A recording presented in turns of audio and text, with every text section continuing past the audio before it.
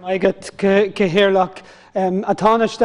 Today's front page of the Farmers Journal has an article stating that the IFA are seeking evidence of uncompetitive practices in the meat processing sector. Almost anybody who looks objectively will know that there are certainly cartel-like practices being engaged. But Taoiseach, it shouldn't be left up to a farmers' organisation to investigate these matters. The people who should be doing this are the Competition and Consumer Protection Commission, who've said that they won't investigate it because they don't have the evidence, which is crazy stuff, because clearly you need an investigation to gather the evidence. So my question is whether the government will ascertain whether there's a need for additional legislative powers to the CCPC to conduct such an investigation, or whether it would be better for another body to be tasked with that role, and whether the Taoiseach agrees that the concerns that have been raised with regard to the beef processing sector in particular are so grave and so numerous at this stage that it is now time